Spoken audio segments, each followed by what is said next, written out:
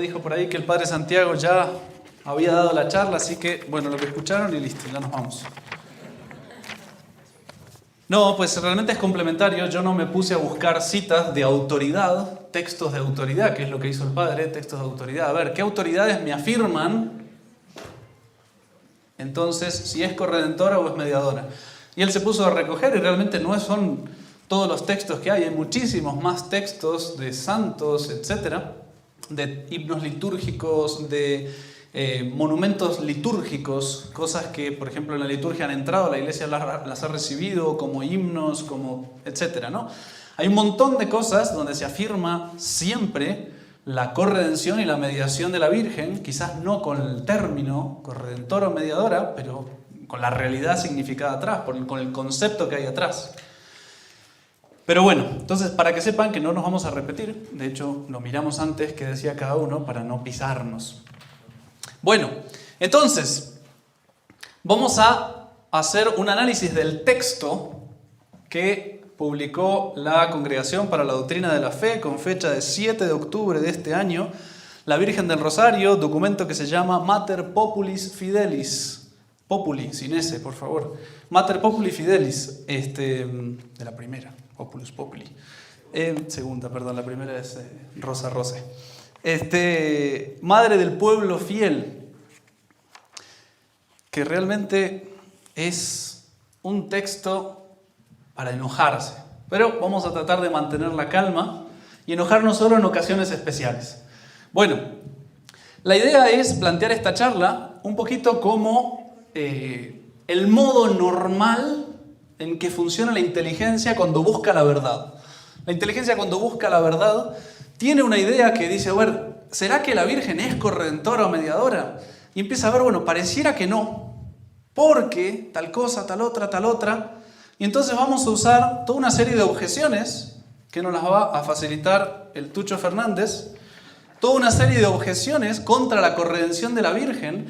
Y aquí mi consejo es, déjense morder de la objeción. No me crean, pero piensen, ¿cómo respondería yo a esto? Porque, ojo, las objeciones están a veces bien pensadas, bien planteadas y pueden asustar. Si uno realmente, claro, uno le ofende, le molesta y le da ganas de pegarle, pero hagan el esfuerzo intelectual de dejarse morder por la objeción y el que se deja morder después va a lograr disfrutar la respuesta para ver realmente cómo se van destrozando las objeciones. Entonces vamos a dar objeciones, todas las 12 objeciones, yo resumo más o menos, hay alguna otra más por ahí, pero no quiero complicar más la cosa. Creo que básicamente abarca todo.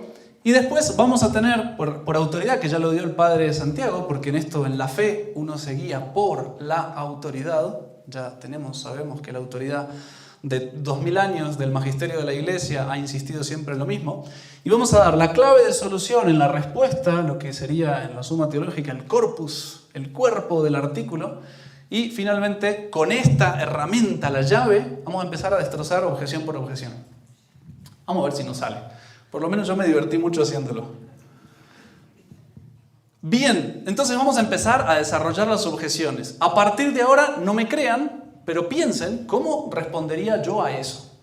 Bien, hay dos grandes géneros de objeciones que pone este documento del Tucho Fernández. Dice, en primer lugar, el gran género es que esto no está lo suficientemente fundado en la Escritura y en la tradición. Ahora voy a explicar punto por punto lo que dice ahí.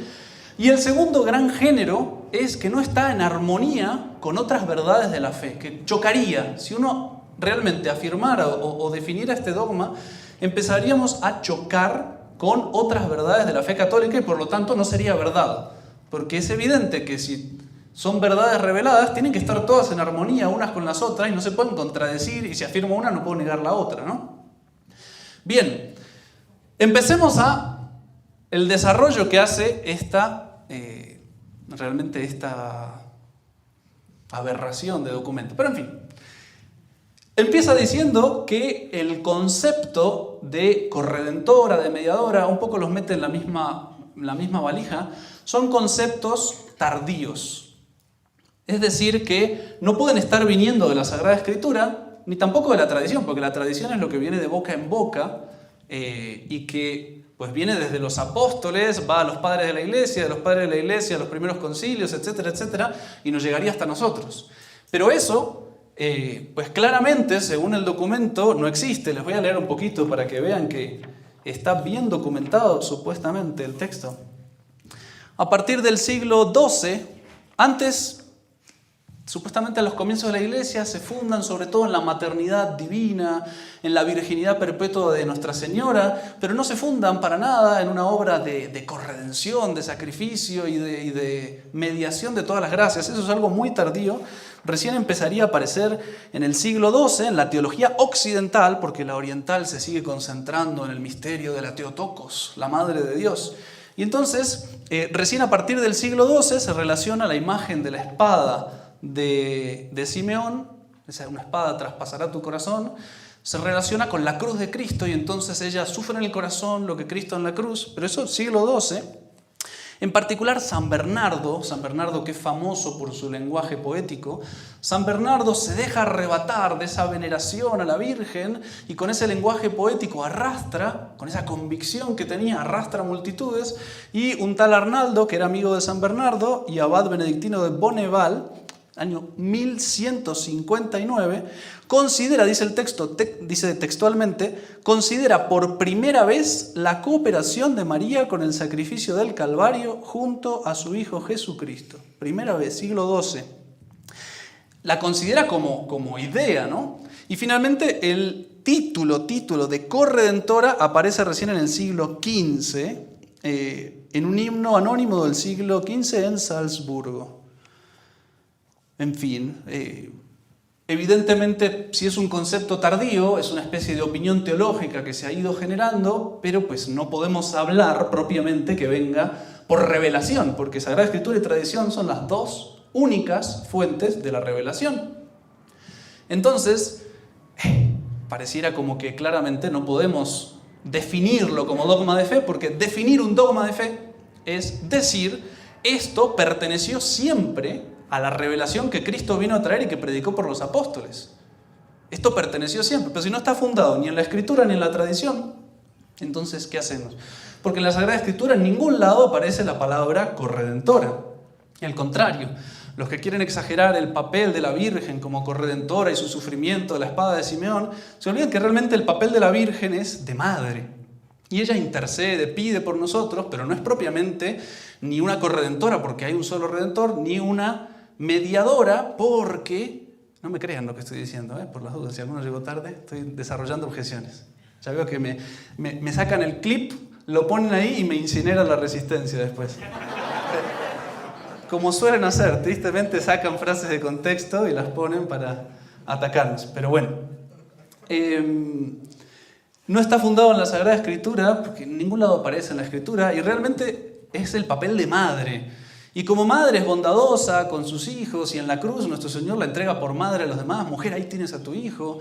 Y es esa la misión de la Virgen. Ella, la Escritura no nos dice nada realmente de la corredención como tal. Ella, a lo máximo, se puede hablar de corredentora o de mediadora, como hizo en Caná, porque habla con su hijo y le pide, o se puede hablar de corredentora porque es la madre del Redentor y de alguna manera nos dio al Redentor, pero hasta ahí. Hasta ahí. Más que eso, son exageraciones poéticas que empiezan justamente con San Bernardo y esos himnos, incluso entran en la liturgia, porque la liturgia es una de las cosas que se alimenta como de la belleza, ¿no? Así como ponemos canto, incienso, toda la belleza estética, armónica, auditiva, también los himnos, la rima y esa exageración poética entra en la liturgia. Entonces no podemos utilizar, que es cierto que hubo textos litúrgicos, el Padre nombró en el sermón una misa propia de la mediadora de todas las gracias, sí, pero eso es una exageración litúrgica poética de nuestra devoción a la Virgen. Y está bien, uno a la mamá le dice que la ama, que es divina, pero no significa que sea divina, sino que a mí, en el sentimiento del corazón, y exagero porque la quiero, hablo por el sentimiento, pero no hablo fríamente con la razón. Bueno, eso entonces hay que distinguir lo que es el sentimiento de lo que es la teología, la doctrina. Doctrinalmente no podemos hablar de que sea corredentora o mediadora. El lenguaje metafórico usa algo que es semejante, pero en cosas que son esencialmente diversas. Por ejemplo, si yo hablo que los chinos tienen los ojos como almendras, no significa que tienen una almendra puesta ahí. Son cosas esencialmente distintas, la almendra y los ojos, pero yo estoy buscando una característica que es la forma que tiene la almendra y se la aplico a los ojos. En eso son semejantes, pero en todo el resto son distintos. Entonces, cuando uno habla de la Virgen como corredentora, como mediadora, está haciendo una metáfora, una cierta comparación con Cristo, pero son géneros esencialmente diversos. O sea, no podemos comparar al hombre Dios con una simple criatura. No podemos comparar esa intercesión de la Virgen para pedir por sus hijos con la distribución de las gracias que hace realmente nuestro Señor. No podemos comparar el dolorcito del corazón de la Virgen con el sacrificio y la sangre derramada de la vida entregada del hombre Dios, porque el hombre Dios muere y la Virgen sigue de pie. Entonces ella no entregó su vida. Hay una cierta comparación entre ese dolor del corazón y el de la Virgen que nos ayuda, pero es una metáfora. Esencialmente son de géneros diversos y esas exageraciones poéticas, en esta primera parte el texto ya va a concluir diciendo son muy peligrosas porque se toma literal lo que es metafórico. Y si empezamos a decir yo soy la vid y vosotros los sarmientos, es una especie de metáfora. Cristo no es una vid que produzca uvas, es una metáfora de otra cosa. Distinto cuando digo, esto es mi cuerpo, que ahí sí realmente estoy consagrando, estoy cambiando el pan en el cuerpo, eso es el cuerpo. Pero confundir una cosa con la otra podría hacernos creer o que el cuerpo de Cristo es una metáfora o que nuestro Señor es la vid cuando dice yo soy la vid. Es muy importante distinguir lenguaje metafórico del lenguaje literal. Y claramente, dice el Tucho, estamos hablando de lenguaje metafórico cuando hablamos de la corredención. Repito, no me crean, Cada tanto hay que poner la marca de agua. Algunos me miran así como... Bien. Y finalmente, claramente, uno de los indicadores más serios de que esto no pertenece a la revelación, de que no está ni en la escritura, ni en la tradición, y que es una exaltación poética, el lenguaje metafórico, es que la Iglesia no ha querido definirlo como dogma de fe. Porque pues hubo varios intentos, en particular en la víspera del Concilio Vaticano II, se pidió, sí, se podía definir como dogma de fe la corredención y la mediación, se había preparado todo un esquema sobre eso, y en la primera sesión del concilio lo descartaron y lo tiraron a la basura y dijeron, no, dejemos una pequeña nota como apéndice de la Constitución Lumen Gentium, de la Iglesia en el mundo, y qué papel tiene la Virgen en la Iglesia en el mundo. Y nombramos un poquito, y tengan en cuenta además que es una constitución que no es dogmática, sino simplemente pastoral. Entonces, aunque ahí figure el título de corredentora, de mediadora o algo semejante, pues estamos en un lenguaje pastoral, en un sermón, no estamos en doctrina así teológica pura y fría, ¿no? Entonces uno se deja arrebatar a veces y exagera, digamos. Entonces, aunque lo haya dicho el Concilio Vaticano II, no lo crean. Aunque lo haya dicho Juan Pablo II en sermones, no. La prueba es que no se definió como dogma. Entonces, la conclusión que saca de esa primera parte es... teniendo en cuenta es siempre inoportuno el uso del título de corredentora para definir la cooperación de María. Primera parte de los argumentos y ya me tira la bomba atómica. Bien, segunda parte de las objeciones, además lo va a demostrar que no puede ser ni corredentora ni mediadora porque contradice un montón de otras verdades que todos aceptamos como verdaderas. Y hago un paréntesis, ahora sí, Padre Pablo hablando, son unos caraduras, no aceptan ni la mitad de estas verdades, no las aceptan, son conchudos como dicen aquí, cara de concha, cara dura, como que no tienen vergüenza, desvergonzados. La mitad de las verdades que usan para atacar a la Virgen no las aceptan como verdades, pero las ponen porque nosotros sí las aceptamos. En fin, dejémoslo al costado y ahora sigo hablando en necio, como dice San Pablo. Sigo desarrollando objeciones. Bien, decir que hace falta una corredentora al lado del Redentor y una mediadora al lado del mediador es suponer que Cristo necesita ayuda. Cristo no necesita ayuda. Cristo, la obra de la redención, siendo hombre y Dios, siendo omnipotente como Dios, pues la obra la hace solo, no necesita a nadie más. Además, la Sagrada Escritura habla clarísimamente de un único mediador y un único redentor. De hecho, van a citar ahí el texto, no hay ningún otro nombre en el cual podamos ser salvos sino el nombre de Jesús. Citando de los Hechos de los Apóstoles, cuando los apóstoles arreglan las piernas al cojo de nacimiento que estaba en la puerta del templo, la puerta espaciosa del templo, le pide plata a San Juan y San Pedro, les pide plata, si me equivoco, perdón, pero les pide dinero y ellos, no tengo oro ni plata. San Pedro responde, pero lo que tengo, eso te doy. En el nombre de Jesús Nazareno, levántate y anda. ¡Bum! Y se le estiraron, enderezaron las piernas y saltando de alegría, empezó a gritar, etcétera, etcétera. Entonces lo llaman a testimoniar. ¿En nombre de quién habéis hecho este milagro, este prodigio? En nombre de Jesús Nazareno. No hay otro nombre abajo del cielo en el cual podamos ser salvos. ¿No hay otro Salvador? No hay otro Salvador. Por eso el nombre de Jesús Salvador a Él se le pone por excelencia. Cristo es el único Salvador. También hay otra frase de San Pablo que dice, no tenemos otro mediador ante Dios sino Cristo el Señor. Pues la Sagrada Escritura es terminante, es apodíctica. ¡Pum! Hay un mediador, hay un redentor. Y es lógico. Nuestro Señor mismo habla de, yo soy el camino, la verdad y la vida. No dice, yo soy un camino, una verdad, una vida.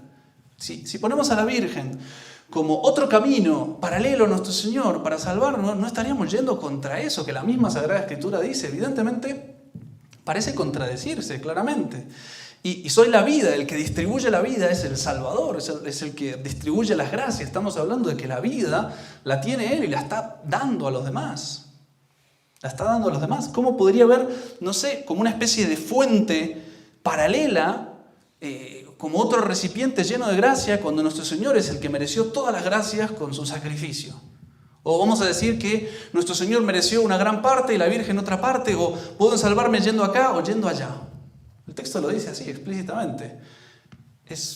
En fin, no sé desde cuándo uno escucha hablar a un modernista de la gracia santificante. Es increíble. ¡Qué hipocresía! ¡Qué hipocresía! Pero para esto la agarran. Ahora, para comulgar no hace falta, No, te vaya y comulgue. Divorciado, LGTB, lo que usted quiera. No hace falta la gracia. Pero acá sí, no, la gracia. La gracia. Y sacan a Santo Tomás de Aquino, lo citan como 7 veces. ¿Cuándo un modernista lee Santo Tomás de Aquino? Confesión de Benedicto XVI, le preguntaron si había leído la Suma Teológica a Santo Tomás de Aquino. Dijo, no, cuando entré al seminario, vi la Suma Teológica y dije, ahí ya están todas las respuestas. ¿Para qué? Yo quiero mi teología personal. Nunca leyó a Santo Tomás de Aquino. Nunca. Confesión de él, directa. Y era el estudioso. ¿Qué podemos hablar de un Francisco, de un Tucho Fernández? Que me perdonen, hago un excurso y un juicio temerario. Esto está hecho con inteligencia artificial. Le digo, deme argumentos que me va a aceptar un tradicional para demostrarme esto. Y cite lo que necesite. ¿Dónde? ¿Cómo saben dónde buscar en la Suma Teológica si no se estudia en ningún seminario, no la miran nunca? No se van a haber leído toda la Suma Teológica para sacar las citas contra la Virgen. No, es pereza. Hoy en día todo se hace con inteligencia artificial. Esta charla también. Bueno, a Cristo no le falta poder. Bueno, ya un poquito lo desarrollamos, pero o sea, si necesita ayuda, si necesita una corredentora, es porque le hubiera faltado potencia a Él para salvarlo, como un suplemento de poder que le vendría de la Virgen de alguna manera. O peor, la objeción 9, le falta bondad. Entonces Cristo nos tiene que dar a la Virgen como madre porque Él no es tan bondadoso. Y además esas apariciones privadas que me muestran, no sé, a nuestro Señor enojado, justiciero, y la Virgen sosteniéndole el brazo. Que la Virgen tiene más bondad que nuestro Señor, pero Dios es amor, Dios es misericordia. A Cristo le falta bondad, a Dios le falta bondad, que la Virgen se la completa. Eso va contra la concepción de un Dios que es amor, de un Dios que es misericordia. Bien, 10, y ahí sacan a Santo Tomás de Aquino. Jamás creo que han estudiado el Tratado de la Gracia, porque eso no existe en un seminario moderno, pero una criatura no puede producir la gracia en el alma. ¿Por qué? Porque es una especie de obra de creación y para crear no se puede utilizar un instrumento. No quiero complicarles la vida, porque no la entienden ni ellos la objeción, pero sí, es cierto y es teología de Santo Tomás, pero ellos jamás lo han estudiado, entonces seguro que no lo entienden, pero lo ponen ahí porque se los dio ChatGPT, seguro. Entonces, Una criatura no puede producir la gracia. Cualquier creación, por ejemplo, Dios no puede utilizar un instrumento. Lo digo rápido, si no lo entienden no se preocupen. ¿Por qué? Porque el instrumento tiene que poner su acción propia. Imagínense, este es mi instrumento. Cuando yo escribo algo con mi instrumento, pues eso está causado por el instrumento y también por mí. Porque claramente todo lo que está puesto aquí lo puso el marcador, es tinta. ¿Y quién lo puso? Pues yo, usando el marcador. Pero yo no podría hacer una obra en la que el instrumento no ponga su acción propia. Acción propia de esto, tirar tinta. En la obra de la creación no hay dónde aplicar una acción propia, porque no hay nada.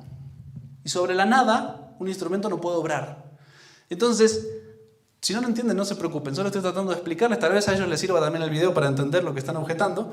Pero la obra de la creación es una obra que solo Dios puede hacer. No puede utilizar a un ángel para crear. Tiene que crear sí o sí Él directamente.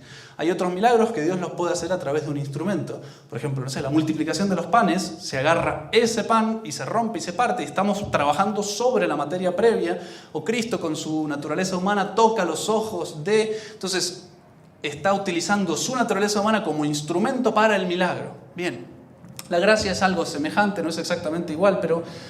Entonces, solo Dios, la conclusión es que solo Dios puede crear la gracia en el alma. Solo Dios puede crear esa gracia en el alma. Entonces, una criatura jamás podría producir la gracia en el alma y por lo tanto no podría distribuirla y por lo tanto no puede ser mediadora de las gracias. Como si Dios se las pasara a esa criatura y esa criatura la pusiera en el alma. Si Dios no puede usar un instrumento para hacerlo, lo tiene que hacer directo. Entonces, automáticamente no podemos hablar de una mediadora de todas las gracias. Pues esa es la objeción, si la entienden bien y si no, no importa. Bien, 11. Y esta es de Francisco, es buenísima. Dice, tan profunda. La Virgen, tan humilde, no quiere robarle títulos a Jesús. La Virgen, en su humildad, nunca va a querer arrebatar algo y tomar un papel que Jesús no le haya dado, porque estamos partiendo de que no está ni en la Escritura ni en la tradición. ¿Cómo la Virgen, la esclava del Señor, va a querer ponerse como la corredentora o la mediadora?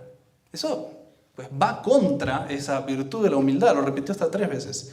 Bien, y finalmente la última objeción iría contra la relación inmediata que tenemos con Cristo. Porque ¿cuántas veces le rezamos directamente a nuestro Señor?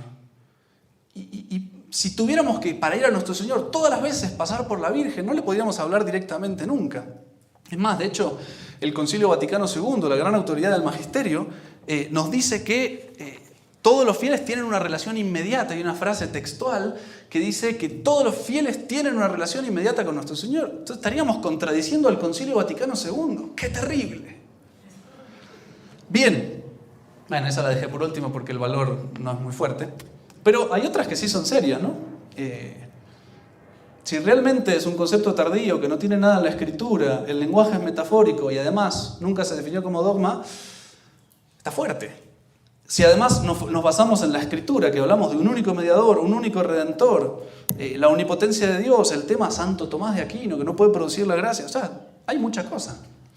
Bien, ¿preguntas hasta aquí? Solo si entendieron las objeciones, ¿no? Ahora viene la respuesta. Ok. Entonces les voy a citar, como hace Santo Tomás, siempre antes de dar la respuesta, se basa en un argumento de autoridad. Pío XII, que fue pues el último papa bueno que tuvimos realmente. No el último papa, sino el último papa bueno. De la unión, dice en la encíclica Ad Celi Reginem, a la Reina del Cielo, de 1954, de la unión de la madre con el hijo en la obra de la salvación, deriva que nadie puede participar en la abundancia de la gracia si no es por María. Puse una, el padre ya dio todo un sermón de citas, entonces no lo voy a decir más. Pero de la unión en la obra de la salvación, es decir, en la corredención, nadie puede participar de la abundancia de gracias si no es por María. Es decir, que todas las gracias las distribuye la Virgen. Las gana junto con Cristo y las distribuye ella a todas. Pío XII. Bueno, hay otros muchos que se podrían citar, ya digo, el padre dio todo un sermón sobre eso, muy bueno, valdría la pena tenerlo para adjuntarlo aquí. Bien, vamos a dar la respuesta en 3 etapas. Primera etapa, ¿qué significa redención, redimir? Segunda etapa, ¿quién puede redimir propiamente? Y tercera etapa, ¿por qué la Virgen realmente redime también? Bien, ¿qué significa redimir? Redimir viene del latín y significa volver a comprar, reemere. Volver a comprar lo que se había perdido, lo vuelvo a comprar. Se había perdido por el pecado y lo vuelvo a comprar por el sacrificio de nuestro Señor, ¿no es cierto? Eso es la redención. Ahora bien, comprar, ¿qué es? ¿Qué es comprar algo? Comprar algo es pagar voluntariamente el precio que esa cosa tiene para adquirirla como propia. Yo adquiero una propiedad sobre la cosa. Yo compro un micrófono, bien, voy con mi dinero, porque si voy con el dinero del prójimo no lo estoy comprando yo, lo está comprando el otro. Y si yo no lo doy voluntariamente, tampoco lo estoy comprando yo. Deme todo el dinero, bien, toma el micrófono. No me lo compré, me estafaron. Me dieron otra cosa que lo que yo estaba buscando. Yo tengo que comprar voluntariamente, dando de mi dinero, y después de que lo compré, esa cosa se adquiere como propia. Si yo solo la alquilo un rato y después la tengo que devolver, tampoco la estoy teniendo como propia. Comprar es dar de mi dinero para adquirir como propio, voluntariamente. ¿Ok? Son 3 elementos que es bueno tenerlos presentes. Voluntariamente, pagando el precio, y adquiero como propio después. Ahora bien, ¿de qué hablamos que hay que comprar cuando decimos la redención? ¿De qué hablamos? ¿Qué es lo que hay que comprar? Las almas. ¿Y el precio cuál es? Pues hay que satisfacer la deuda que esas almas tienen con Dios por el pecado. El pecado a nosotros nos deja con una deuda, dice Santo Tomás de Aquino, en cierto modo infinita. Quedémonos con infinita para no complicar la cosa, porque Santo Tomás dice que la gravedad de una ofensa depende de la diferencia que hay entre el que ofende y el ofendido. Si yo agarro a un niñito de catecismo y me exalté, que no lo hago nunca, y le doy una cachetada, ¡pah! Mocoso, pórtese bien. Que antiguamente eso, nadie le iba a decir nada a uno, ¿no? Hasta San Juan Bosco le dio una vez una cachetada a un niño, imagínense. Bueno, después se arrepintió, pero bueno, esa parte no hay que contarla. Pero yo, evidentemente, pues el niño no se puede dar muy por ofendido, porque además, en fin, yo me puedo haber excedido, evidentemente tengo que confesar y decir, me pasé, pero es una cosa muy leve, es un exceso en una corrección, porque yo tal vez sí lo debería corregir y me pasé. Si yo le doy una cachetada a un fiel más grande, pues ya estamos un poquito más complicados, pero tal vez también se lo merece. Imagínense a alguien que se le salta una grosería contra la Virgen y estamos juntos y yo, como cura irresponsable, le meto una cachetada. Seguramente se me queda así mirando, pero se va a quedar callado probablemente, diciendo me la merezco. Ahora, si yo le doy una cachetada a otro cura, tal vez me la devuelva. Y si yo le doy la cachetada a un obispo, excomunión automática. Ni hablar si yo le doy la cachetada al Papa. Sin alusiones personales, ¿no es cierto? En la medida que aumenta esa diferencia de dignidad, aumenta la gravedad de la ofensa. En las antiguas naciones, una falta contra un gobernante, contra el rey, escupir al rey, insultar al rey, hablar mal del rey, difamando o algo así, era un delito de lesa majestad, y por lo tanto no es solo la persona, sino la majestad que rodea a esa persona, es decir, la dignidad pública que merece para poder ejercer su cargo. Delito de lesa majestad tenía pena de muerte. Casi todos los pueblos antiguos. Y es normal porque la gravedad de la ofensa es mucho mayor. Ahora, cuando yo ofendo a la dignidad infinita de Dios, yo que soy un gusano, el pecado se vuelve una ofensa infinita. Y lo increíble es que nosotros, gusanos, somos capaces de hacer ofensas infinitas, pero no somos capaces de arreglarlo. Porque una vez que la embarramos, perdimos la gracia, hicimos la ofensa a Dios, sin gracia, ya después no podemos hacer obras dignas de merecer algo, dignas de reparar algo. Desde que Adán y Eva la embarraron, no había un solo hombre inocente, porque empiezan a nacer todos con pecado original y después a aumentarse en pecados personales, como Caín que mata a Abel, y los hijos de Caín que se entregan, y las mujeres, los hijos de... Todo un lío, ¿no? No hay nadie capaz de ser agradable a Dios, y aunque fuera agradable a Dios y estuviera en gracia santificante, que la perdieron todos, aunque tuviera la gracia santificante, la obra más meritoria que pueda hacer llega hasta un límite, hasta ahí. Pero la ofensa era infinita. Aunque todos los hombres inocentes que existieran, todos los hombres en gracia, se sacrificaran para pagarle a Dios la deuda de un solo pecado mortal, no alcanzaría. Porque estamos hablando de algo con límite, tratando de pagar algo ilimitado, algo infinito. Por eso, y solamente por eso, propter nostram salutem descendit de celis. Rezamos en el credo. Por nuestra salvación, nuestro Señor baja del cielo, se hace hombre. El Verbo se hizo carne para salvarnos. Porque nadie de entre nosotros podíamos salvarnos. Entonces, hace falta, porque esa ofensa fue hecha por hombres, tendría que ser pagada por hombres. Y es infinita, entonces tendría que ser un precio infinito dado por los hombres.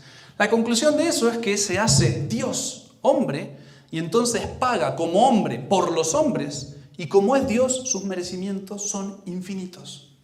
Lo que paga tiene un valor infinito que no solo salva a todos los hombres, sino que podría salvar 1000 mundos, infinitos mundos. Los que existieran de pecados, salvaría a todos. A nuestro Señor no le falta ni poder, ni amor, ni nada. Él merece por todos. Bien. El precio de nuestro Señor es su vida entregada en sacrificio, o como el lenguaje litúrgico habla y la costumbre, su sangre. Él paga con su sangre. La preciosísima sangre, la palabra preciosísima no es que sea muy bonita, sino que tiene mucho precio. Un precio infinito. Ese es el precio con el que se paga todos los pecados del mundo. Este es el Cordero de Dios, el que quita el pecado del mundo. El Cordero, el animal del sacrificio, por excelencia. Cordero inmolado, el Cordero pascual, etc. Nuestro Señor, ofreciéndose en sacrificio, derrama su sangre y con eso paga la salvación de las almas. Cumple Él la pena, el castigo que merecían todos los hombres para salvar a los hombres del castigo. Bien. Nuestro Señor evidentemente le pertenece esa sangre como propia. Su vida es de Él. Nadie me quita la vida, yo la doy. La vida es de Él. Nuestro Señor además con un poder divino sobre esa vida. Nuestro Señor es dueño personal de su vida. Pero, así como nuestro Señor es dueño personal y paga de lo suyo para poder adquirir otra cosa como propia, pues de la misma manera la Virgen tiene una propiedad sobre la vida de nuestro Señor. Tiene derecho de propiedad sobre la vida de nuestro Señor. Relativo, equivalente, guardada las proporciones, porque una cosa es tenerlo personal y otra cosa es tenerla como madre. Santo Tomás va a decir, hablando de otros temas, dice, los hijos son algo, son un bien de los padres. Y por eso tienen ese derecho sobre los padres para llevarlos, traerlos, subirlos, bajarlos. Los hijos pertenecen a los padres, no de la misma manera que se pertenece uno a uno mismo, ¿no? Pero, por esa misma razón, deben dar cuentas a Dios de lo que hagan los hijos. Porque les pertenecen, se los dio. Dios se los dio. No tendrías ninguna autoridad si no te hubiera sido dada de lo alto, le dice nuestro Señor a Pilatos. Y San Pablo dice que toda paternidad desciende de los cielos. Nuestro Señor le da a los hombres esa colaboración en la creación, esa colaboración en la educación, les da una pertenencia. Esos hijos se los doy encomendados, pero le pertenecen de alguna manera. No es el mismo nivel de pertenencia, pero le pertenece todo ese precio de la salvación, la vida de nuestro Señor. Y la Virgen no solo, fue la madre del Redentor, pero Él hizo después lo que quiso, yo no tuve nada que ver. No, la Virgen no es, primero, desde el momento que es madre, la Virgen acepta voluntariamente. La Virgen ya sabe, porque ella conoce las profecías y el ángel solo le habla en profecías, Todas las palabras, todas las frases del ángel son una profecía citada para una israelita extremadamente culta y profunda e inspirada por el Espíritu Santo. La Virgen conoce las profecías y sabe, y esperaba, como dice la Sagrada Escritura, esperaban la redención de Israel. ¿Qué significa eso? Entendía que había que ofrecer un sacrificio para pagar por los pecados. Cuando el ángel le habla de un Salvador, del Mesías prometido, la Virgen ha meditado sus 15 años sobre qué significa ese Salvador, cómo va a salvar del pecado, no de la bobada de Roma y la dominación romana que creían los otros. La Virgen está preparada por Dios para esa misión y el ángel le pregunta, básicamente con palabras más, palabras menos, ¿quieres ser la madre del que se va a ofrecer en sacrificio? ¿Quieres ser la madre del Salvador? Y la Virgen, pues hágase mi según tu palabra, fiat voluntas tua, fiat mihi secundum verbum tuum. Sí, la Virgen acepta libremente ser la madre de un condenado a muerte. Y desde ese momento la Virgen queda unida a nuestro Señor por toda la vida de nuestro Señor y queda unida al sacrificio de nuestro Señor. Y por eso cuando un par de días después del nacimiento van a llevar al templo, el anciano Simeón habla de este está puesto para ruina y contradicción de muchos. Y mirando a la madre dice, si es la madre que va a estar al lado, una espada de dolor atravesará tu corazón. ¿Por qué? Y porque vas a sufrir en el corazón todo lo que él sufre en su cuerpo. El precio de la salvación sigue siendo el mismo, la sangre de nuestro Señor. A nuestro Señor le pertenece como propia. La Virgen la ofrece como algo propio, ofrece su Hijo. Y en todas las religiones antiguas, falsas, demoníacas, se ofrecían, en Halloween famoso, se ofrecían los hijos en sacrificio para calmar la ira de los dioses. ¿Por qué? ¿Por qué? Porque los hijos son algo propio. ¿Cómo se va a calmar conmigo si no ofrezco algo propio? La Virgen tiene como propio, y cuando está al pie de la cruz, la Virgen está ofreciendo todo lo que nuestro Señor padece, la Virgen lo acepta. Lo entienda o no lo entienda, lo perciba o no lo perciba y se lo imagine, Señor, todo lo que tú quieres ofrecer, yo también lo quiero ofrecer. Hasta donde tú quieras ir, yo quiero ir. Tú quieres ofrecer esto por la salvación de las almas. Señor, yo también. Yo también. La Virgen no hubiera sacado a nuestro Señor de la cruz, porque Él quería ir a la cruz. La Virgen no iba a cometer el error de San Pedro. Nuestro Señor le dice a los apóstoles, está San Pedro ahí adelante, le dice a los apóstoles aquí que subiremos a Jerusalén y cumplirán todas las profecías que ha dicho del Hijo del Hombre, lo flagelarán, lo azotarán, en la tercera lo crucificarán. Señor, lejos de ti este lenguaje, no te sucederá a ti eso. Le dice San Pedro parándose adelante y nuestro Señor le responde, va de retro, Satana. ¿Saben lo que significa eso? Córrete de aquí, Satanás. El demonio por boca de San Pedro lo engañó con una apariencia de bien, pero no era el Espíritu de Dios. La Virgen movida por el Espíritu de Dios no quiere un Cristo sin cruz, porque sabe que para salvar tiene que morir en la cruz. Y se le parta el corazón en 1000 pedacitos. La Virgen ofrece el sacrificio de nuestro Señor. Y lo ofrece entero, completo. Y lo ofrece por el mismo fin que nuestro Señor. Resulta que nuestro Señor ofrece su cuerpo, su sangre, su vida por la salvación de todas las almas. La Virgen ofrece el cuerpo, la sangre, la vida de nuestro Señor por la salvación de todas las almas. Unida a Él por un título especialísimo. Nosotros podemos hacer lo mismo, pero no nos pertenece de la misma manera a nuestro Señor. Solo la Virgen está en condición de decir esto es mío y te lo ofrezco. Además de que la Virgen está en esa inocencia de la Inmaculada Concepción para hacer agradable a Dios todo su sacrificio. Todo su sacrificio. Entonces la Virgen ofreciendo junto a su Hijo el precio de la salvación, merece, junto con su Hijo, todas las gracias de la salvación para todos los hombres de todas las épocas. Y como lo adquiere como propio, entonces tiene derecho a distribuir de lo suyo como se le cante. Tiene derecho a distribuir como suyo lo que quiera de las gracias. Y no puede haber una distribución de las gracias que no le pida permiso a la Virgen. Nuestro Señor mismo, si Él quiso ponerla en la escritura de compra-venta, ¿lo podía haber comprado solo? Sí. Pero le gustó asociar a esa mujer a la compra. Y abajo del título de la escritura Cristo le pertenece a Cristo estas almas, o estas gracias para las almas, quiso poner el nombre de la Virgen. Él fue el que la invitó a que firmara. Porque podría haber bajado a la tierra sin madre, podría haber venido adulto, podría haber nacido en un repollo, como algunos niños parece que nacen. Pero no quiso. Tenía que venir con madre.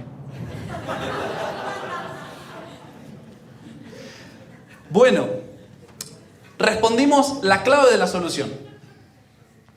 Vamos entonces a agarrar objeción por objeción y vamos a tratar de desarmarlas con esta clave de solución. Empecemos por este tema histórico. Es un concepto tardío. Bueno, ya en el sermón creo que muchas cosas se enteraron que vienen desde hace muchísimo. Entonces está confundiendo este texto a propósito, está confundiendo el concepto con el término. El término de corredentora, sí, técnico, es tardío, ¿no? Pero es como decir, por ejemplo, no hubo transustanciación hasta que el Concilio de Trento lo definió. Antes parece que nadie creía que se transformaba el pan en el cuerpo de Cristo. Antes nadie lo creía. Al siglo XV empezó contra los protestantes el desarrollo y finalmente llegamos a creer que se transustanció, y eso lo dicen, lo peor es que lo dicen los modernistas. Dicen que es un concepto teológico que viene de Santo Tomás y que realmente nunca se creyó específicamente así. Pero es una burrada decir eso. La transustanciación lo dice nuestro Señor y lo creen los apóstoles, y fíjense, cualquiera de los santos padres no te va a usar la palabra transustanciación, pero te va a hablar de la realidad. San Ireneo de León, por ejemplo, tiene textos, no los tengo aquí, sobre el cambio del pan en el cuerpo de nuestro Señor, que ya no hay pan, dice él. Ah, pero no creen la transustanciación, no dice la palabra, no. Están haciendo trampa, dicen concepto tardío cuando en realidad es término tardío. El concepto viene de los primeros padres de la iglesia. Si hablan de la nueva Eva constantemente, de la unión en la salvación, de la santidad, pues hablan de todo, de todo. Es ridículo, ya digo, esto se podría desarrollar con el texto que dio en el sermón el padre de Santiago, pero lo pueden buscar, hoy todo el día está publicando en todos lados textos de santos de todas las épocas, de papas, etcétera, que dicen lo contrario de esta burrada que están diciendo. Bien, ¿qué es una exageración poética? La liturgia no es una exageración poética. De hecho, ustedes buscan en manuales de teología y desde siempre la liturgia se conoce como lugar teológico. ¿Qué significa? Que sirve como argumento demostrativo para determinar una verdad. Si ustedes miran, por ejemplo, cuando el Papa proclama el dogma de la Asunción de la Virgen, revisa toda la historia litúrgica de textos, de himnos y demás, y dice como la liturgia y con eso se apoya y se afirma, entre otras muchas cosas, para decir, oiga, esto es un dogma de fe. Entonces este caradura hace todo lo contrario. Es como que si le hubieran dado, antes de la proclamación del dogma de la Asunción, le hubieran dado el texto a él hubiera dicho, no, estas son afirmaciones, exageraciones poéticas, entonces no sirven para proclamar, no podemos proclamarlo. Y como todavía hasta ahora no se proclamó, un día antes de la Asunción, es evidente que no es dogma de fe. No, justamente en esas cosas, y vamos a algo bien concreto. ¿Cuándo se define un dogma? Porque un dogma lo que me está diciendo, esto pertenece a la revelación. Si es una verdad que ya se había revelado en la Escritura y en la tradición, si es una verdad que ya viene de nuestro Señor, ¿para qué diablos la definimos como dogma? ¿Por qué? Porque se empieza en alguna época particular a poner en duda por una herejía nueva que está surgiendo, y como respuesta a esa herejía, para reafirmar y aclarar el rumbo, que no nos desviemos, para que no nos desviemos, se define como dogma de fe. Lo que siempre se creyó y perteneció al depósito de la revelación. Por eso, uno empieza a ver la historia de los dogmas y la historia de las herejías, y están uno al lado del otro. Están uno al lado del otro. No voy a meter a desarrollar eso, pero no lo sabe. Vamos. Que sea un lenguaje metafórico no es cierto. No es cierto que sea un lenguaje metafórico hablar de nuestro Señor como Redentor y la Virgen como corredentora. No es un lenguaje metafórico, porque realmente la Virgen paga el precio con la misma moneda que hay que pagar. La obra que hace es exactamente igual. Lo que pasa es que se dice según más y según menos. Como muchas otras cosas, como la belleza. Hay muchas cosas que son bellas. Algunas son más bellas y otras menos. Bueno, Pero, no, es una metáfora compararla. No, estamos hablando de lo mismo propiamente, o del ser, de la capacidad de ser. Dios es y nosotros también somos, sí, pero uno es más y nosotros somos menos. Tenemos un ser así chiquito que dura un tiempo y se acaba y nos fuimos. Dios tiene un ser eterno, perfecto, tiene todo el ser en sí mismo. Nosotros tenemos un modo de ser. Bien, pero no estamos hablando estamos comparando una cosa con la otra dentro del mismo género de cosas.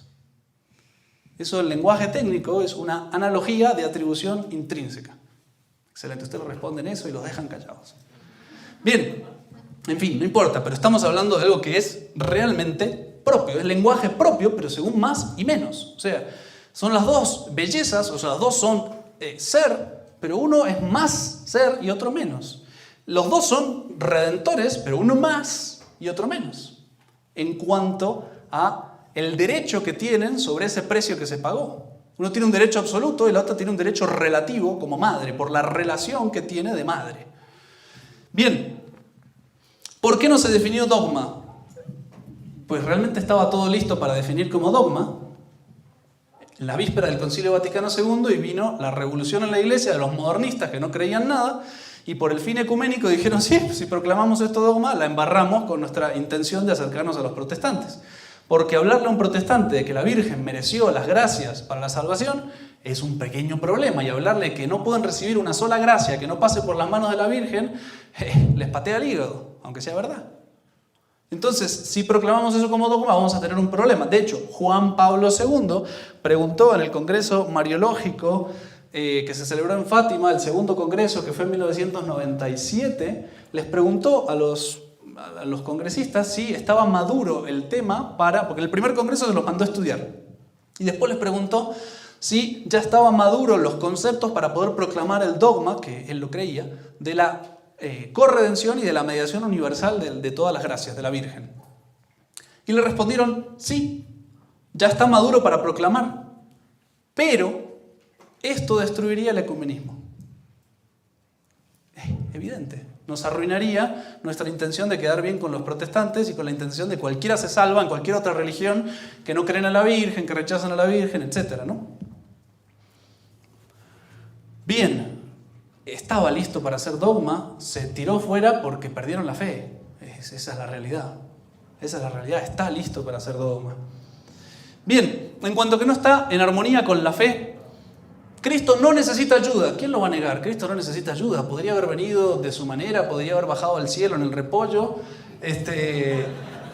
pero no quiso. Y Dios es caprichoso. Y sí, Dios es caprichoso, no quiso. En fin, ¿qué le vamos a hacer? Pero desde el primer día de la creación ya está pensando cómo lo va a hacer. Pondré enemistades entre ti y la mujer, entre su descendencia y la tuya, hablándole a la serpiente inmunda. Ella te aplastará la cabeza. Y San Ireneo de León, ya saben quién es, ¿quién fue? Casi, discípulo de San Policarpo de Esmirna, que fue discípulo de San Juan, nieto de San Juan, como dijo el padre. Bien, ya está preguntándose si en el texto latino, ipsa conteret caput tuum, ese ipsa, ella te aplastará la cabeza, es ella tu descendencia o ella la mujer. Y responde, no, la mujer. Año 150, después de Cristo. ¿Dónde está la estupidez de que esto no está en la Escritura ni en la tradición? Están las dos cosas. De la primera página de la Escritura tenemos el capricho de Dios de decir, pues yo quiero unir a alguien a esta obra de la redención. Y cuando Dios crea a Adán y a Eva, Dios no le interesa tanto a Adán y Eva, sino qué es lo que está representando. No es bueno que el hombre esté solo. Le haremos una ayuda, no igual, semejante a él. Este hombre, que es Cristo, va a tener una ayuda semejante, un poquito menor, pero semejante, dentro del mismo género. Bien, Cristo único mediador y redentor. Pues sí, realmente por derecho es Él, porque si Él no hubiera querido asociar a nadie, no hubiera tenido más nadie, pero Cristo asocia no solo a la Virgen, sino a todos nosotros. El mismo San Pablo va a decir, yo completo en mi cuerpo lo que le falta a la pasión de Cristo. ¿Le faltó algo a la pasión de Cristo? Pues no porque Él no tuviera poder, sino porque Él quiere unir gente a esa obra. Y eso lo tenemos en la liturgia con la gota de agua en el cáliz. Nosotros ponemos una gota de agua que sola no vale nada, pero si Cristo la mete en su cáliz de su sangre, la une a su sangre, se transforma en su sangre y la ofrecemos a Dios. Un alma en gracia ofrece algo y es Cristo que lo ofrece. Somos cuerpo de Cristo. El mismo San Pablo lo va a decir. ¿Qué significa eso? Sino que Cristo nos usa como instrumentos. ¿Para qué? Para su obra. ¿Cuál es su obra? La salvación de las almas. No tiene otra obra Cristo. Para eso bajó a la tierra. Propter nos et propter nostram salutem descendi de celis. Para eso vino. Eso es lo que hace. No sabe hacer otra cosa. Sí sabe hacer muchas otras cosas, pero para eso vino. A ver si suena de nuevo. Bien. Serían otro camino y otra vida paralelas, porque si la Virgen también compró la salvación, entonces tiene que tener bobadas. Y lo dice así, paralelos y como si tuviera un segundo depósito de gracia. No. Compran la misma casa con la firma de los dos. No hay ni dos escrituras ni dos casas. Lo que hay son dos firmas, una como propietario y una como copropietario. Tan difíciles de entender el texto. Eso es tan hipócrita de su parte. No, porque cuando un término... A ver, voy a leer la frase porque realmente da rabia.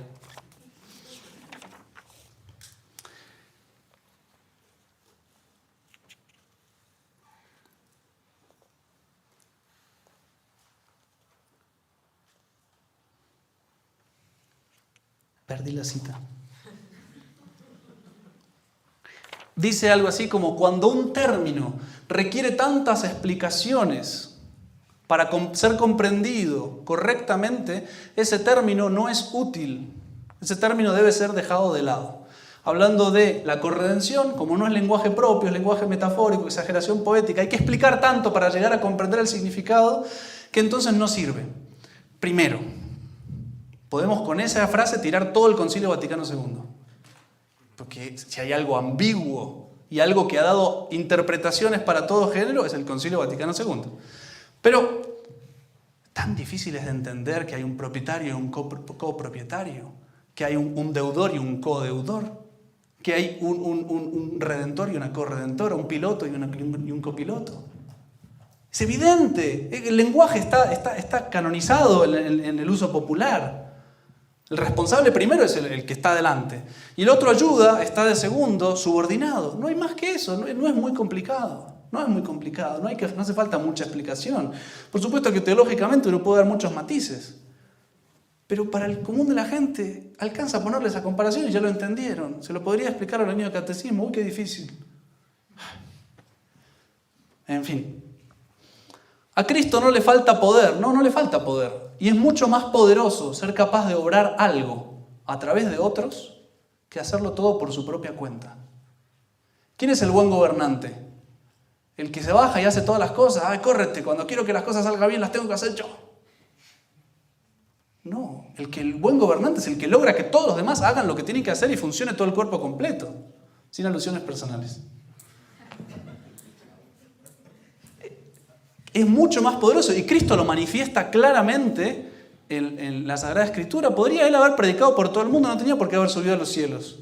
Podría haberse quedado predicando, no, manda a los apóstoles predicar. Quien a vosotros oye, a mí me oye. Se vuelven una voz prolongada, un parlante de nuestro Señor. En fin, y así sucesivamente, con los sacramentos, etcétera, con la vida. A Cristo le gusta establecer una jerarquía y eso hace que Él obre más poderosamente, más grande. No es una señal de falta de poder, sino al revés, de exceso de poder.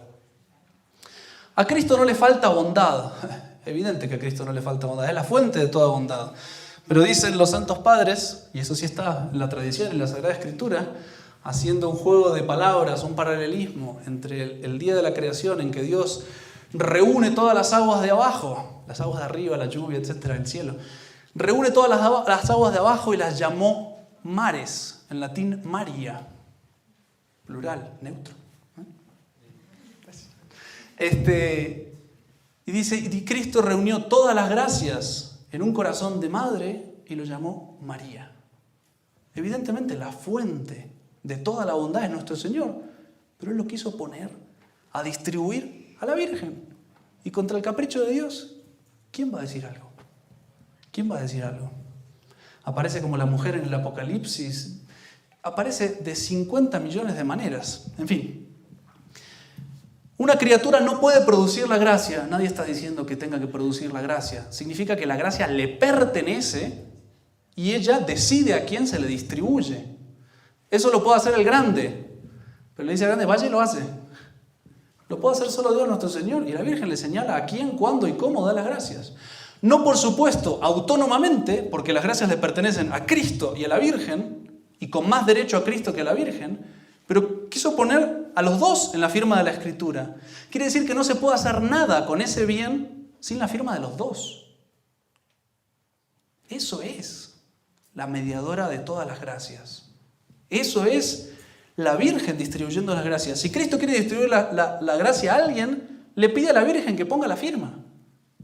Y si la Virgen lo quiere hacer, también le tiene que pedir a Cristo. Pero Cristo lo obedece, como las bodas de Caná. Bien, la humildad de la Virgen no quiere quitarle títulos a Cristo. ¿Y la humildad de la Virgen hubiera querido ser madre de Dios? No. ¿Quién fue el que la puso como madre de Dios?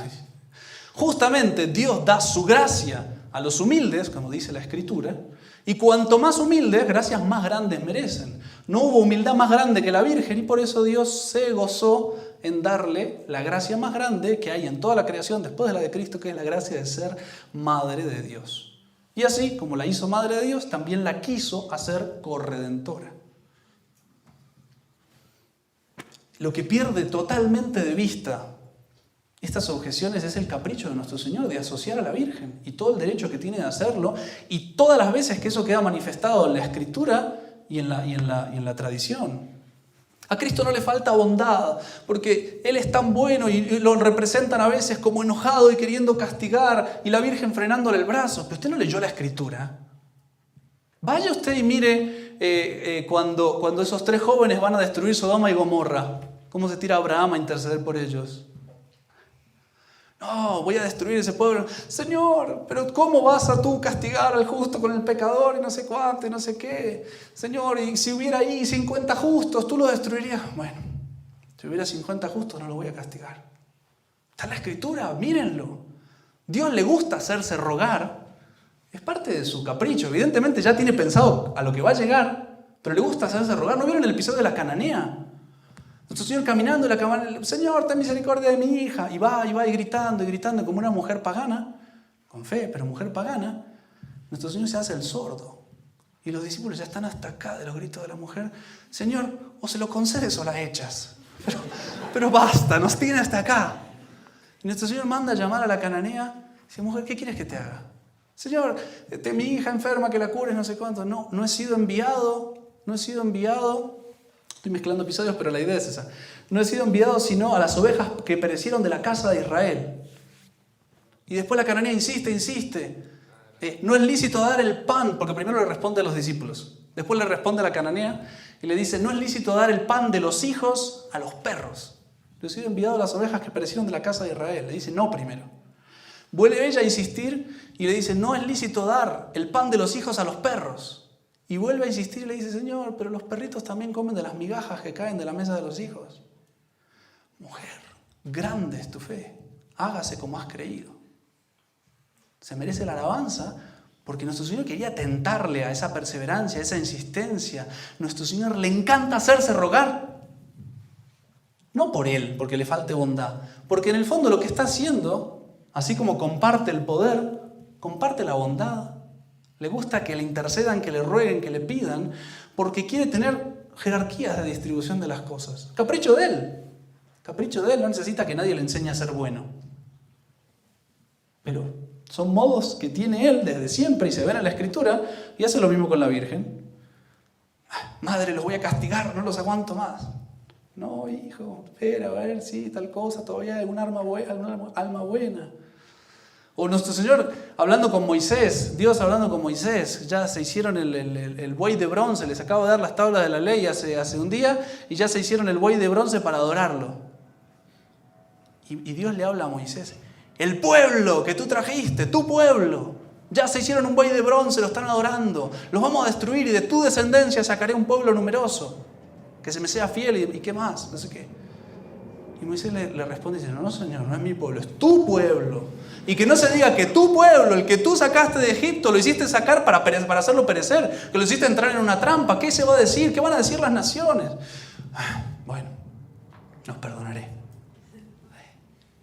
Es así, a Dios le gusta hacer eso. Busquen en la Escritura, está en cada página.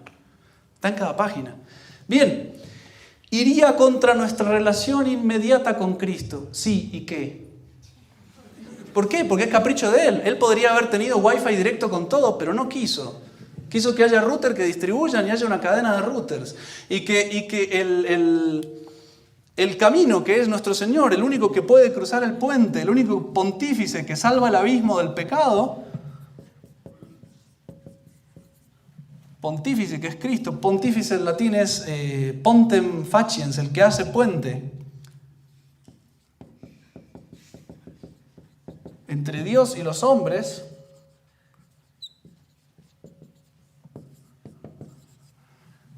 Pues sí, hay un solo que cruza el abismo, pero tenemos una autopista de 18 carriles, ¿cómo le dicen carriles a los?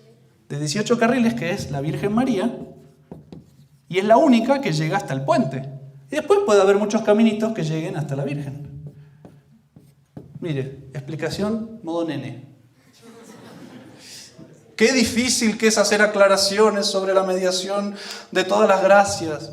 Pues ya, no es eso. Dios quiso que se distribuyeran jerárquicamente. Ya. ¿Iría contra la relación inmediata de Cristo? Sí. Es que eso, además, la única cita que pueden dar de eso es el Concilio Vaticano II. Que discúlpenme, pues es el que empieza a perder la fe. Es así. En fin. Bueno, ¿preguntas?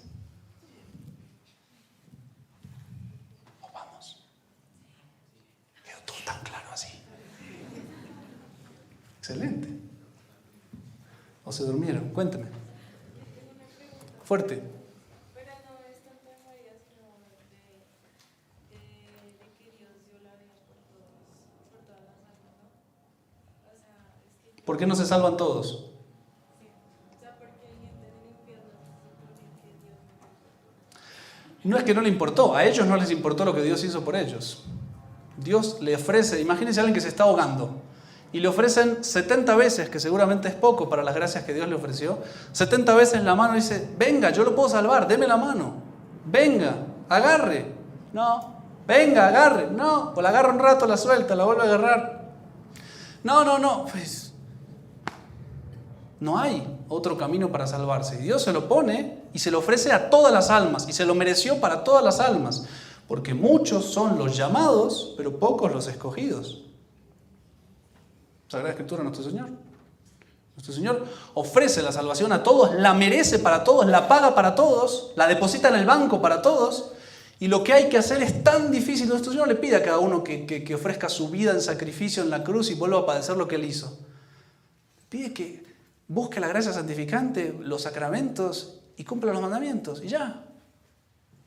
Y eso, si lo hubiéramos hecho sin la ayuda de nuestro Señor, no serviría para nada, pero con la ayuda de nuestro Señor nos salva. Y el que no lo hizo, porque no quiso. Porque no quiso. También el demonio trabaja, también hay confusiones y demás. Jesús. Con las personas, digamos, en otras religiones, digamos, los bebés de personas ateas y eso, que no tienen como la oportunidad de conocer enseñanza, y digamos, en algunos casos que mueren a lo largo de su vida, nunca tuvieron relación con el catolicismo. ¿Cómo se salva a alguien que pertenece a otra religión? Esa es la pregunta. Sí, o digamos que sí, que no fueron como culpa de ellos como tal, ser así. O digamos, antiguamente, digamos que los aztecas que no tenían nada relacionado con el catolicismo. Digamos, respuesta de catecismo. ¿Se pueden salvar los que no pertenecen a la Iglesia Católica? ¿Quién vota que sí? ¿Quién vota que no? ¿Se pueden salvar los que no pertenecen a la Iglesia Católica? Bien, hay un dogma de fe que es fuera de la Iglesia no hay salvación. Dogma de fe definido, fuera de la Iglesia no hay salvación. Bien, ¿eso qué significa? Que todo el que se salva gracias a la Iglesia Católica. Puede haber almas afuera de mucha buena voluntad que no conocieron por su culpa, que no entendieron y demás, Pero las gracias de salvación no le vienen por alguien distinto de Cristo, de la Virgen o de la Iglesia. No le vienen por fuera de eso. Porque hay un solo Salvador, no tenemos otro nombre debajo del cielo en el cual podamos ser salvados. Hay un único Salvador que distribuye sus gracias con mucha más abundancia a los que están dentro de la iglesia que a los que están afuera. Los que están afuera, Dios lo que le va a pedir es que obren según su conciencia. Todos tienen que entrar, si la conocen, están obligados a entrar, por eso la iglesia es católica. ¿Qué significa católica, Jesús? Universal. Está hecha para todos los hombres de todos los tiempos, en toda la geografía, de todas las categorías, lo que ustedes quieran, no solo porque todos pueden entrar, porque todos deben entrar. Ir por todo el mundo, predicar el Evangelio, aquel que crea y se bautizare se salvará, y el que no se condenará. Nuestro Señor lo pone obligatorio la entrada a la iglesia. Entonces, pero el que no tuvo posibilidad de conocer, no se enteró porque etcétera, etcétera, y paganito, además murió chiquitico, no entendió muchas cosas, bueno, pues en la medida que hubiera obrado de acuerdo a su conciencia, a lo que llamamos la ley natural, entendida según su cabeza, pues Dios lo va a juzgar según su conciencia. Entonces, en la medida que tuvo buena voluntad, se está uniendo al alma de la iglesia, pero no se está uniendo al cuerpo. Permanece fuera del cuerpo, pero sí unido al alma. Eso le alcanzaría para salvarse. ¿Se entiende? En el caso de los niños que no han tenido uso de razón, tienen el pecado original y no se pueden salvar.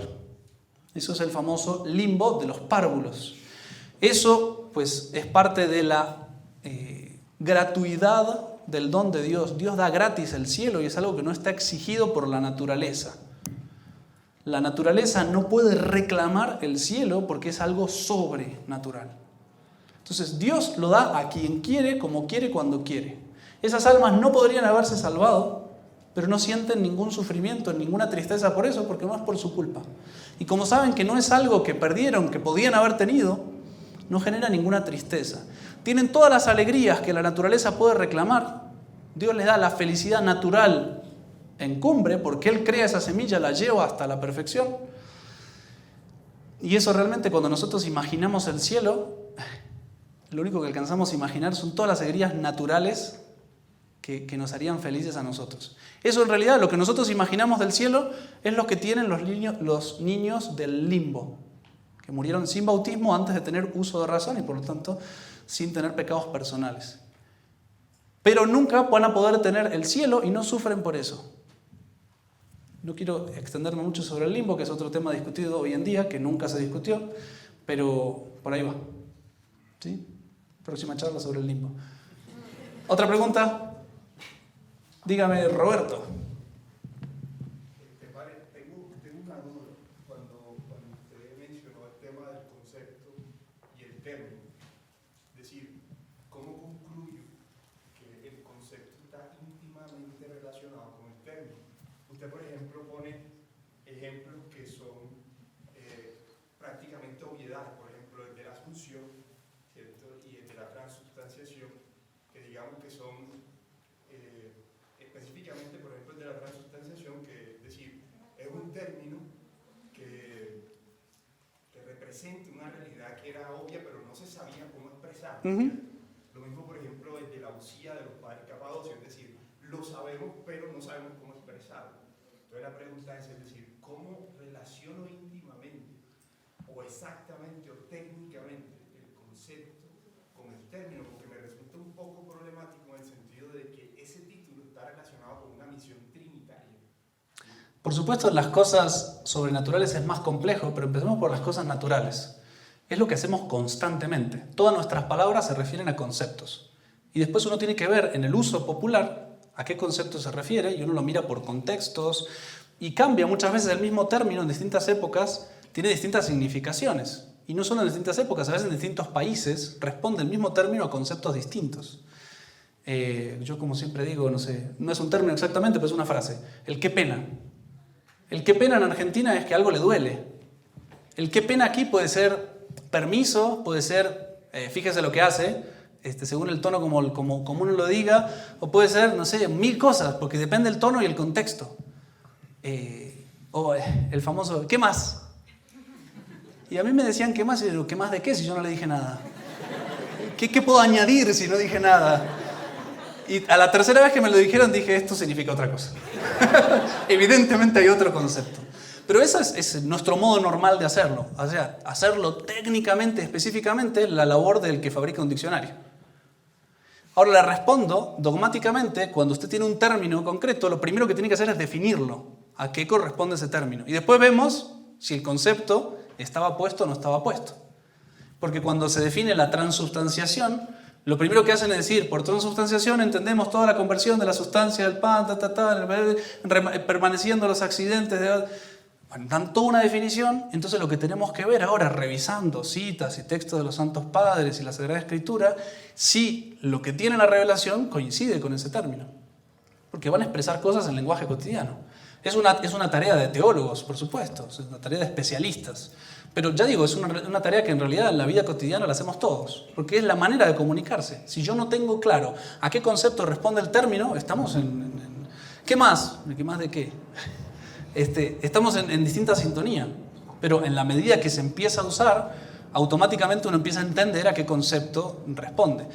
Uno a veces lo entiende de modo ambiguo y con el tiempo y con la mayor cantidad de citas y contextos uno lo logra precisar exactamente qué significa. Pero pasa en todas las cosas. Los hermanos de Jesús en la Sagrada Escritura, que se nombra a los hermanos de Jesús. Bueno, uno empieza a mirar contextos y se da cuenta que la palabra hermanos también se usa para sobrinos. Sabemos que Abraham era tío de Lot, da la genealogía explícita, la Sagrada Escritura. Nacor se casó con no sé quién, y tuvo tal hijo y no sé qué, y vos decís, sobrinos.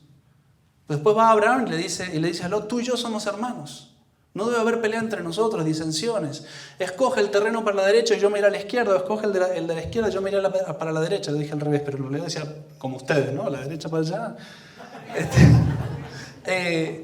Y uno se da cuenta, mirando los contextos, las citas paralelas, que ese término, entre los hebreos, tenía otra significación, respondía a otro concepto que para nosotros sería familiar, pariente, muy amplio. Entonces, ¿cómo se hace? Así, como le digo, estudio de citas paralelas, de textos, de contextos, para lograr dar una definición. Este término responde a un concepto que lo desarrollo en palabras más frecuentes de uso cotidiano, pero nos pasa hasta para traducir de un idioma a otro. Y muchas veces nos pasa que, como dicen los latinos, traducir es traicionar. Porque hay conceptos que no son exactamente iguales. Términos que no responden exactamente al mismo concepto. Y además, bueno, hay otros problemas ahí, pero es un estudio de especialistas, pero tampoco es algo del otro universo, de la otra galaxia. ¿Sí? ¿O no lo convencí? Tiene que meditarlo. Sí, padre, porque por lo menos la Virgen María tiene títulos, ¿cierto? Pero resulta un poco, entre comillas, polémico por el tema de que, es decir, es un título que se refiere a una misión trinitaria. ¿Sí? Comprendo. Al estudio del dogma, usted sabe que en la Trinidad hay relaciones y hay misión. Sí, señor. ¿Cierto? Entonces equivaldría, por ejemplo, no cabe aquí, pero equivaldría a llamarla, por ejemplo, como co-creadora o co-santificadora. Porque sí, la redención pues es una misión trinitaria y uno podría decir, hombre, la Santísima Virgen fue redimida antes. Pero acá la pregunta, un segundo. La pregunta no es si le vamos a dar o no le vamos a dar a la Virgen el título. La pregunta es, ¿en la revelación se le da ese título?